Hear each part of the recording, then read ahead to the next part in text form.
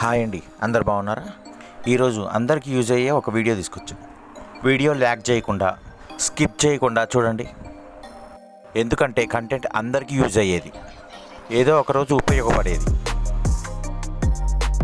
ఈ వీడియో వల్ల యూట్యూబ్ వీడియోస్లో ఏది రైట్ ఏది రాంగ్ అనేది కూడా తెలుస్తుంది. ఇక ఆలస్యం చేయకుండా విషయానికి వచ్చేస్తా. అందరిలాగానే నేను కూడా యూట్యూబ్ బాగానే ఫాలో అవుతా. అందులో ఒకసారి మన ఇంట్లో వాడే ఇన్వర్టర్ బ్యాటరీ పర్ఫార్మెన్స్ తగ్గితే ఎలా రిపేర్ చేసుకోవాలో చూశాను. అదేదో పెద్దవాళ్ళు సామెత చెప్పినట్టు ఎతకపోయే తీగ నా కాళ్ళకి కూడా తాకింది. అదేనండి, ఆ వీడియో నా కంట్లో కూడా పడిందని అర్థం. సరే, ఇది రైటా రాంగ్ అనేది ఇంకో 2-3 వీడియోలు చూసి కరెక్టే అని డిసైడ్ అయ్యా.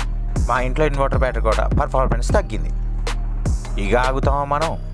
కొత్త బ్యాటరీ కొనాల్సిన అవసరమే లేదంటూ ఇక తగ్గేదేలే అనుకుంటా బ్యాటరీ కూడా పీకి ఆ వీడియోస్లో ఏ విధంగా చెప్పారో ఆ విధంగా చేసుకుంటూ వెళ్ళిపోయా. ముందుగా బ్యాటరీ పైన ఉన్న క్యాప్స్ మొత్తం తీసేసి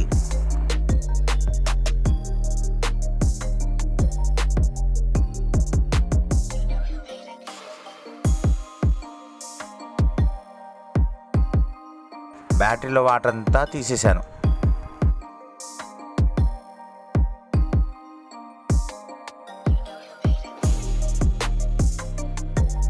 ఇంకో విషయం చెప్పాలంటే, నా ఫ్రెండ్ కూడా ఎలక్ట్రీషియన్. వాడికి ఈ విషయం గురించి చెప్పగానే షాక్ అయ్యాడు. ఎలక్ట్రీషియన్ అయ్యిండి కూడా ఈ విషయం కూడా తెలవదా అనుకున్న వాడికి. ఈ బ్యాటరీ ఇప్పించింది కూడా వాడే. ఇది లోకల్ బ్యాటరీ అయినప్పటికీ పర్ఫార్మెన్స్ మాత్రం వారంటీ ఉన్న రోజులు సూపర్గా పనిచేసింది. అదేంటో వారంటీ అయిపోగానే పర్ఫార్మెన్స్ తగ్గిపోయింది.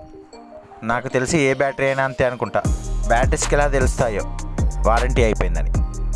బ్యాటరీ మెయింటెనెన్స్ బాగానే చేశానండోయ్. మెయింటెనెన్స్ అంటే బ్యాటరీలో వాటర్ లెవెల్స్ తగ్గకుండా డిజిటల్ వాటర్ పోయడం. అయినా ఈ విషయం అందరికీ తెలిసే ఉంటుంది. బ్యాటరీ నిండా నీళ్లు పోయడం, బ్యాటరీ క్లీన్ చేయడానికి షేక్ చేయడం, నీళ్లు డ్రైన్ చేయడం. అయితే ఈ బ్యాటరీ క్లీన్ చేసిన తర్వాత ఇందులో పవర్ఫుల్ యాసిడ్ 30%, డిజిటల్ వాటర్ 70% పోయాలని చెప్పి వీడియోలో విన్నా. యాసిడ్ కోసం బ్యాటరీ షాప్ వాడి దగ్గరికి వెళ్తే ప్యూర్ యాసిడ్ ఎందుకన్నా అడిగిండు. విషయం చెప్పిన తర్వాత అసలు అలా బ్యాటరీలు వర్క్ చేయమని చెప్పాడు. ఆ బ్యాటరీ షాప్ వాడు కూడా నాకు కొంచెం పరిచయమే.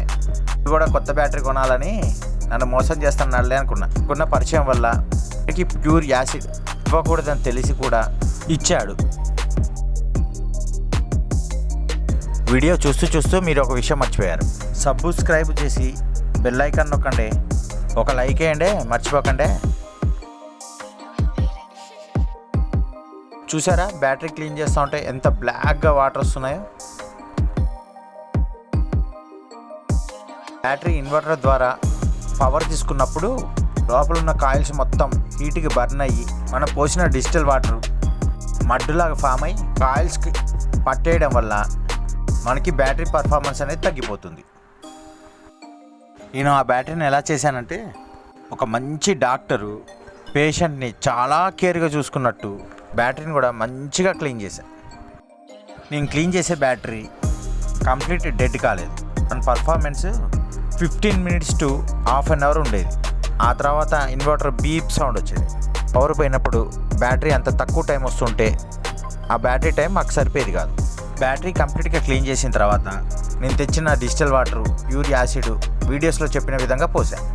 తర్వాత ఆ బ్యాటరీ పర్ఫార్మెన్స్ పెరిగిందనేగా మీ డౌట్. చెప్తా. కష్టపడ్డా, ఇష్టపడ్డా, క్లీన్ చేసిన, ఫిక్స్ చేసిన, చివరికి ఫెయిల్ అయినా. కొన్ని అందరికీ కలిసి రావండి, కొందరికి తప్ప.